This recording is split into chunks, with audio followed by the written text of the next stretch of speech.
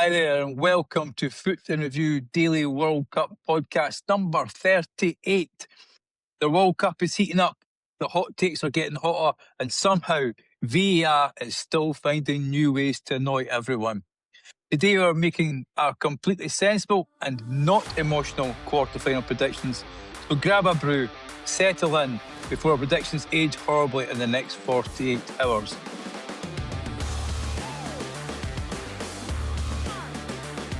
Hi guys, welcome to Foot in Review episode number 38 of the World Cup. My name is Grandpapa Mac Chris, and I'm not alone. I am joined by Vietnam's favourite podcaster. It's my very good friend Graham. How are you, my pal? Not bad, thanks for that. We were joking off air about our listenership, and I was joking to my partner Rachel that I must be the housewife's favourite over there. You're definitely a housewife's favourite in Vietnam, and I tell you, it's a lovely country. There's worse places to be a housewife favourite, and I know you've done loads of these shows, Graham. You know, you've done amazing takes and analysis of it, but we're going to review the games that are coming up, and strangely enough, it's a day off for us. No games. I think it's Champions League qualification at the moment, but we're going to talk about the World Cup, so don't worry, we're not going to talk about those teams that nobody's really heard of, even those in their own town. But so let's start. You know, we've got four big, massive games coming up. 4 previous winners and 4 potentially new winners. So let's start with the first one. I mean, I don't know which one is box office, so we'll start with France, Morocco. What's your kind of take on that, Graham? How do you see the game going? What kind of score do you expect? I think France will win 3-1. I think Morocco like to play front foot attacking football, which will suit France really, really well. So I think it's actually going to be one of the better games because it's going to be open. Both teams will have space to attack. There should be plenty of goals. I feel a bit for Morocco. I think it'd be nice if they had maybe one of the other teams give them a chance of progressing. It's like I said in another pod. Not that I would like it to be made easy for them, but I think it would be nice if somebody other than a big European or the usual South American nations did maybe win one more World Cup to just break up the monotony and see how it would increase the game elsewhere. I mean, if you look at it from a Morocco point of view, is it important that Saibari's there? I mean, I know his injury doesn't appear to be as serious as what was first thought. It will be severe if he's not there. He's their star man. I know they've got Hakimi, they've got Brahim Diaz and a few other really good players, but he is the guy that makes it all work for them. So, I mean, he's just got his big move to Bayern there that just shows you how good a player he is. So, to have any fighting chance, they really need Saibari in the team for me. I mean,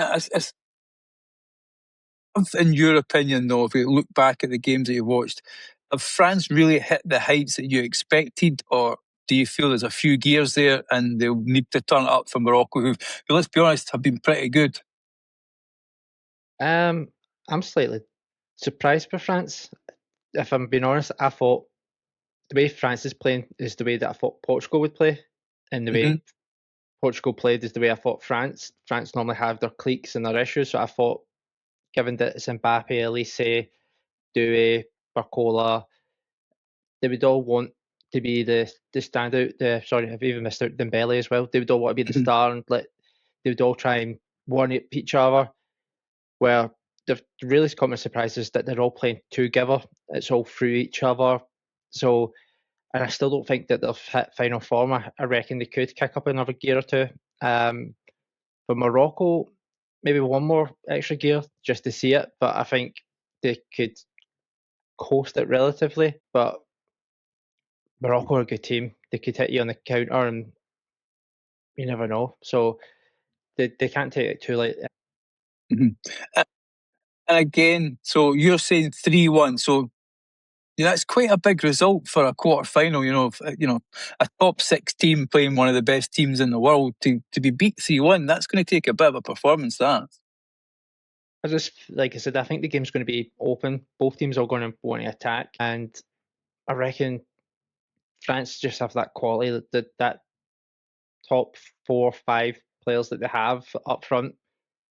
When Morocco go forward, and they do go forward, Hakimi joins the attack. He's that we know that quite well, with like Tav used to do. He's at the back post. He's looking to get a goal himself as a right back. So if he's up there, that's space for whoever's out left, whether that be Doué or Barcola. That's Mbappé got an extra bit of wide to play in. So I just think that France will be able to really hurt them on the counter. And I don't say that France are going to set up to be the counter team. I reckon they'll go out to be the team that possesses the ball more and be the more offensive team. But when you are being offensive, you are going to lose the ball. And when that ball's turned over, I reckon they could relatively quickly win the ball back and shoot on a counter and pick them off quite easily. So, but I do reckon Morocco will score at least one. Yeah. No, I think you're right. I think Morocco will probably get a goal, but I agree with you. I think it would be a very, very brave man to see past France. Yeah, I think like you, I think it will be more than one goal they'll win by. I think they'll win by at least a couple. So if we think Morocco's going to score, I think 3-1's a decent prediction from both of us. Then we move to a game that maybe isn't as close, or we wouldn't expect to be as close at the start of the tournament as Spain versus Belgium. I don't know if Belgium's going to have that fire in their belly that they took into the USA game. Our good friend Nico Raskin, who plays for Rangers, had a particularly good game. I mean, for your point of view, if you looked at the Spain-Belgium game, before you give me the score, how do you see that game sort of developing? If you were Belgium, how do you combat the lack of ball that you're likely to see with this Spanish team? They're going to just have to sit back and counter, try and find that space and hit it really quick and hard, which unfortunately I don't see Belgium really having. Belgium has maybe Doku could give them that out ball, and Lucabayo's not really started the games. So I don't know. To be honest, I can't see past Spain at all. Mm-hmm. I mean, this Spanish team, if I'm right in thinking, I'm quickly flicking through results, has not lost a goal all tournament, have they? Oh, they've not conceded. So their defence is super strong. You know, their midfield is amazing, and up front, you know, while people don't think they're that great with Alaba, he scores good goals, and you've got Lamine Yamal as well. If you're Belgium, are you sitting in, you know, a 5-4-1 and, you know, trying to block off the space and take this game to penalties, or maybe even the last 15, 20 minutes that you hoping Lukaku can get you something, or set plays? Is that where you see the likely danger coming for Spain? I really don't know where Belgium will really hurt Spain, and De Bruyne's not the player he was, so they've lost their Nana. Raskin's got a bit of a knock. So then that means De Bruyne's going to have to probably start again. I don't think, injury-wise, I don't think the team's that great. I know De Ketelaer's started to show a little bit of form, but he's sort of been lost for the last couple of years playing in Italy. Mm-hmm.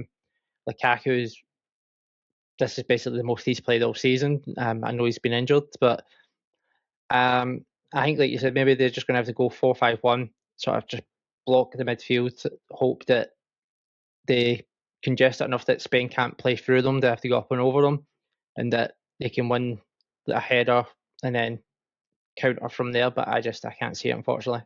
Mm-hmm. So a score prediction then, Graham, what do you think? I said 2-0 Spain. Spain just seem to they've not really, like France, hit full gear yet, and I don't really think they've had to, and I don't think they need to. So I think they'll get 2-0 up, and then they'll just coast, then just pass about and just keep control of it like Spain does at the moment. Mm-hmm. Okay, but what we'll do is we'll jump to the last quarterfinal. We'll leave the third one because I think that potentially is the jackpot one. So it's this next one is Argentina versus Switzerland. So they played last night. The guys did a podcast and reviewed that.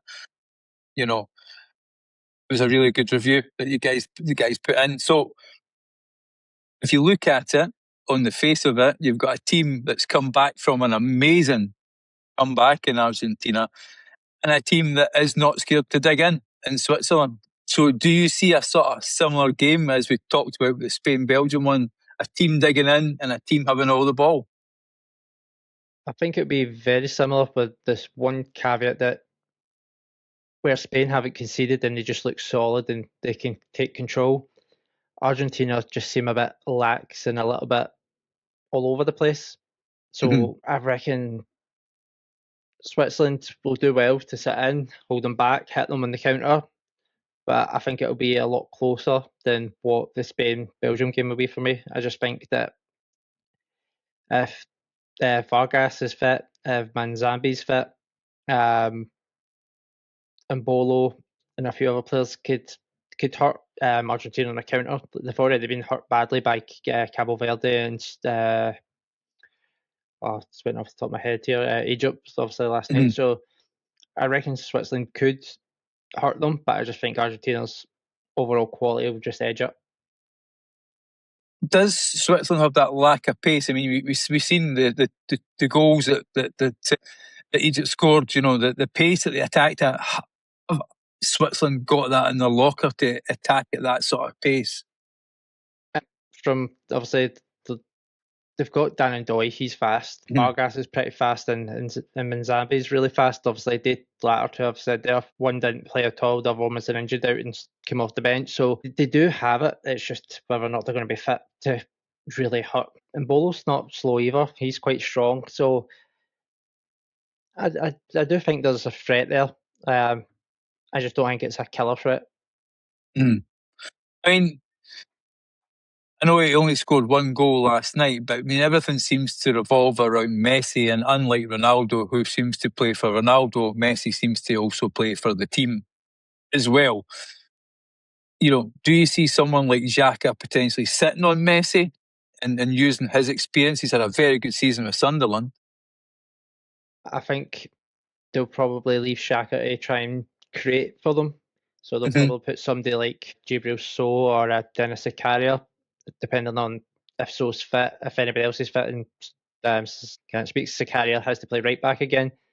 Yeah. If he can be in the midfield or So can be in the midfield, I think they would be the guy that does the holding role and sits, and even if they maybe change their shape, go by a back five and have a Kanji step forward and be the guy that watches them. But for me, Xhaka has to be left to be able to dictate the play for them. He's effectively their quarterback, and you don't want him tied down, shadowing and babysitting Messi. You want him to be able to, at least, if they are going to attack, be able to spring up for them. Yeah, no, of course that. So I think you've done a really good review of what we expect. In terms of the result, how do you see the game going? I predicted 2-1. I think Switzerland can nick one, but I just think Argentina will just nick the result in general. I can see it being more goals, but I think the difference will be at least one goal. Okay, and then we go to the blockbuster game that I think most of us are looking at and going, maybe the France-Morocco one's a bit as close, but certainly Norway-England, this is going to be very much, we feel, like a Premiership style of game.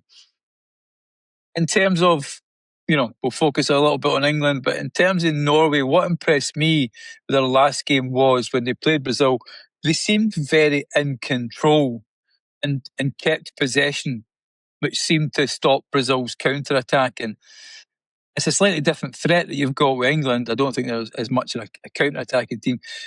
Do you see Norway trying to, retain the ball and not attack as much as they did in the last game?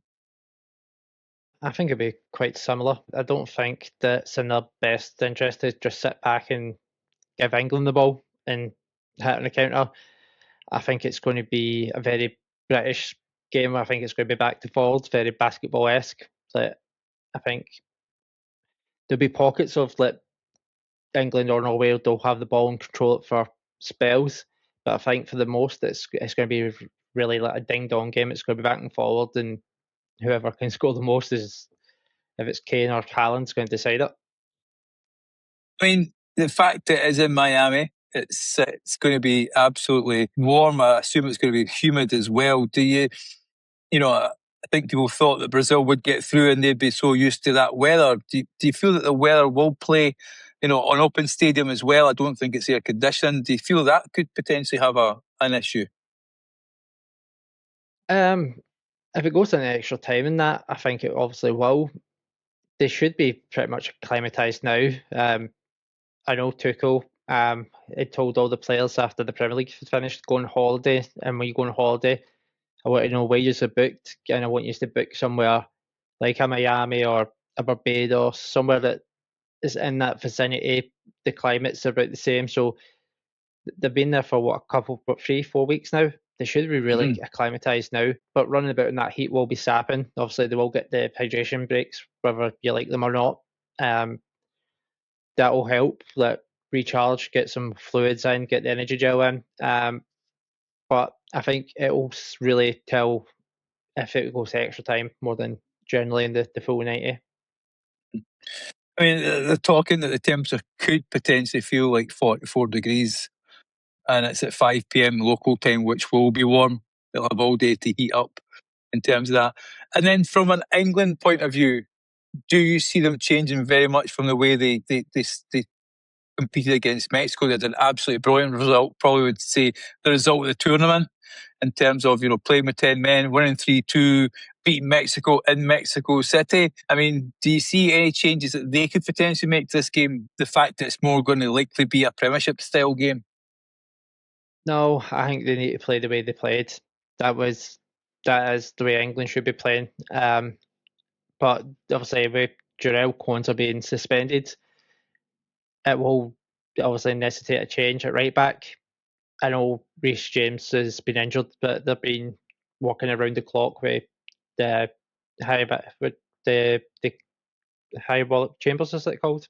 Yeah, hyperbolic chambers. They've been trying everything to speed up his recovery. So if he's back, they'll be a little bit more offensive because obviously James is a great attacking player. He's a really balanced, well-rounded right back. So if failing that, it will be more of the same where they'll have to go with like Quansah or John Stones at right back because I don't think Jed Spence is going to get the game because he's just not really been good. And obviously every game we've seen Tuchel shout at him for he'd do the simple instructions that he's been given. So I generally think England need to play the way they played against Mexico, and it really depends on who's at right back as how if they'll be more offensive or if they'll try and just really stay the same. I mean, it's billed as Haaland versus Kane, isn't it?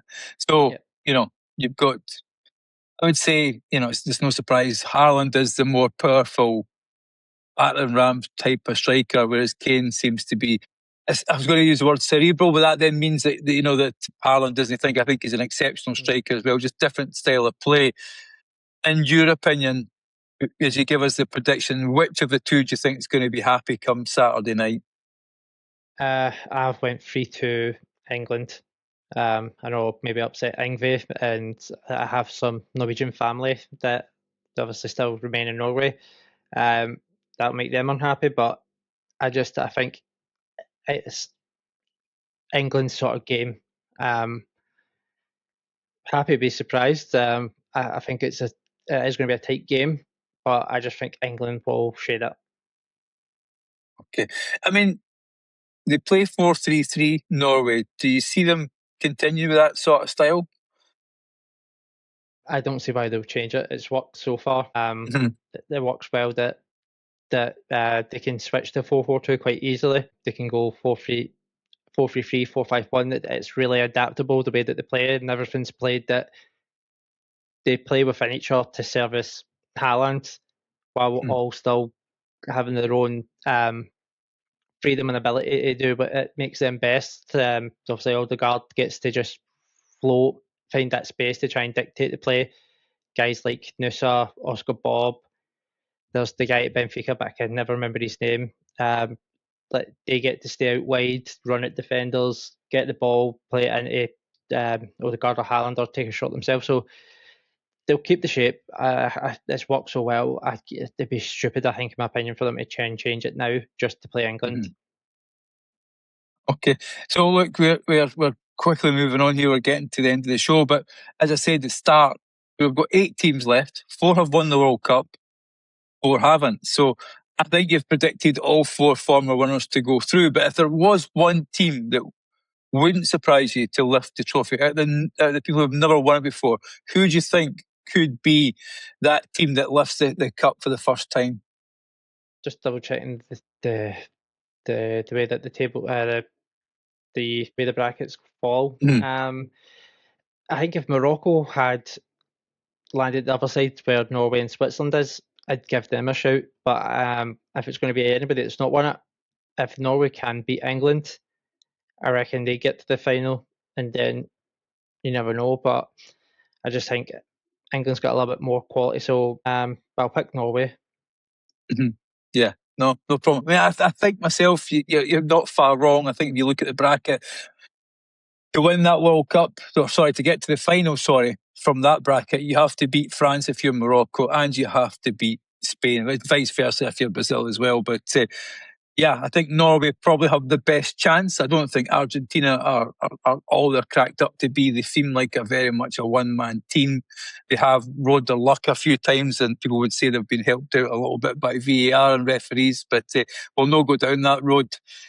So from your point of view, I think Morocco potentially could do it, but it's too hard, and I think Saibari being injured will make it very difficult for them. Again, though, as we get to near the end of the tournament, we've got this great Golden Boot competition at the moment where we've got three players right close, and also Kane. Again, if you look at the games at hand and the teams still to play, who, in your opinion, is likely to be the Golden Boot winner? I'm going to say Mbappé. I know he's obviously behind at the moment, or goal behind. I just think, I reckon he will get at least one or two against Morocco. He'll get one or two against Spain, and then one or two in the final. I just think he's on form. The way that France are playing, like I said, they're all playing for each other, and the threat of everybody else just gives him that space to exploit himself. Just everything just looks like it'll fall in place for him to win it for me. Yeah, and again, just as a quick side note, in terms of a player that you've really enjoyed watching outside of, say, the big ones, the Kanes, as well, the Mbappés, the Messis, etc. Has there been a particular player that you've really, really enjoyed watching and thinking, yeah, I knew he was a great player, but he's actually taking his game to the next level? There's a few for us, obviously, being Rangers fans. Nico Raskin, I think, really shown more than he has for us, that he has for Belgium. He's really showed a composed bit of his game. He could dictate the play a little bit better. Zamse from Switzerland. I always knew he was a pretty decent midfielder in the German league, but he's really, really impressed me this time around. There is a few other players, but I'd say Zamse's been the one that's really stuck out for me. No, definitely. He's a great tournament, hasn't he? I mean, he's no really a surprise, is he, Saibari, when he's went to, you signed for Munich for 55 million, but if you don't watch Eredivisie, you may be wondering why they've bought this player, but he just looks like he's quality, isn't he?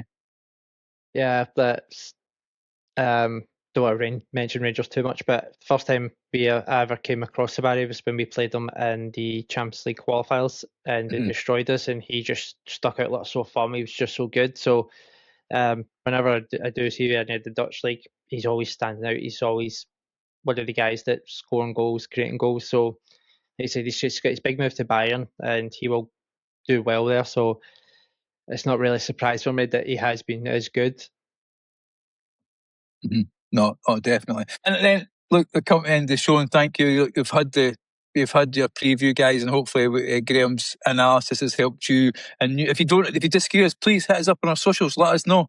Maybe you think one of the non-winners so far will get through or even win the tournament. Just let us know. But from your point of view, Graham, you're expecting a France versus Spain semi-final, and then the other bracket is going to be England versus Argentina, which, let's be honest, they are two blockbuster games and would also make for a great final, whoever gets through those games. But in terms of the World Cup itself, I know we've had a lot of controversy around Mr. Trump, etc., and Balogun. For my tuppence worth, I don't think VAR should have got involved in the first instance. And I think it was so easy to forget that actually there's a 25-year-old player who was wrongly sent off in all of this. And it's been lost, I think, in all this sort of kerfuffle and hand-wringing. I know people say that footballs would be coming to an end because of it, but let's be honest, if you can survive Blazer and Jack Warner and Sepp Blatter, etc. And people getting arrested at the FIFA offices, I think football will easily survive this. But in terms of the World Cup itself, we're going to award it out of 5 hot dogs, Graham. We're going to award it a score.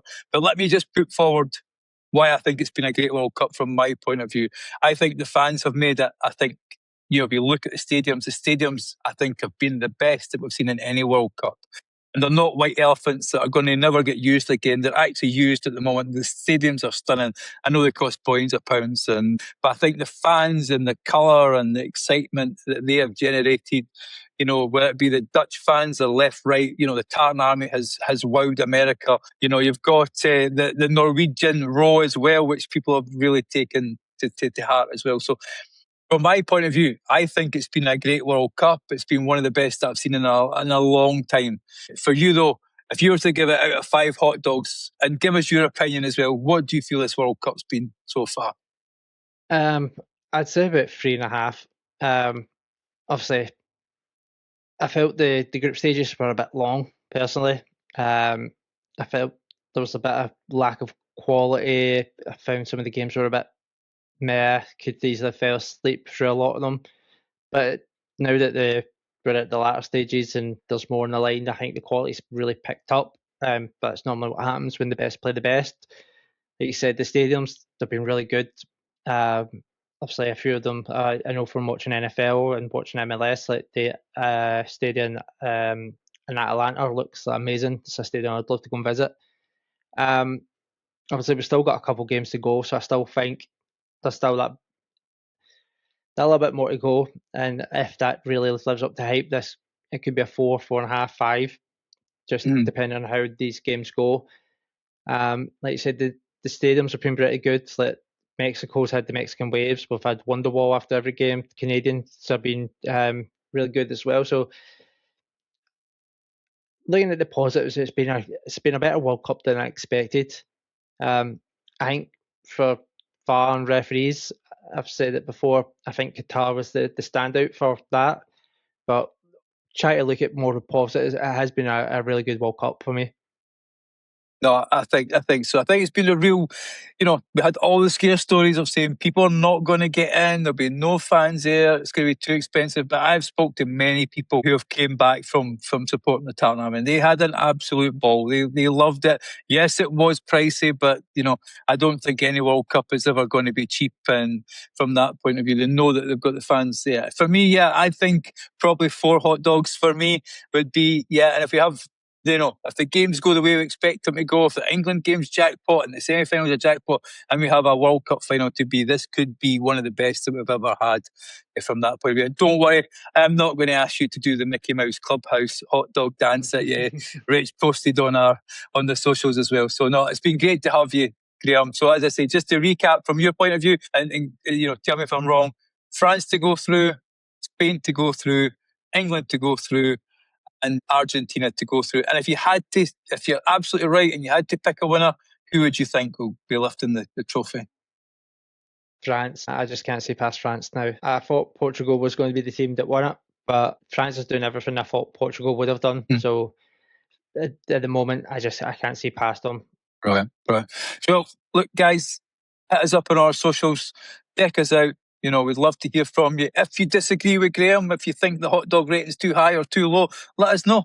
Leave us a comment on Spotify, leave us a 5-star review as well. And then we'll be back to normal service when the games return very soon. But thanks very much, Graham, for joining us. I really appreciate it, mate. Thank you for having me. No problem. Take care, everybody. Bye-bye now.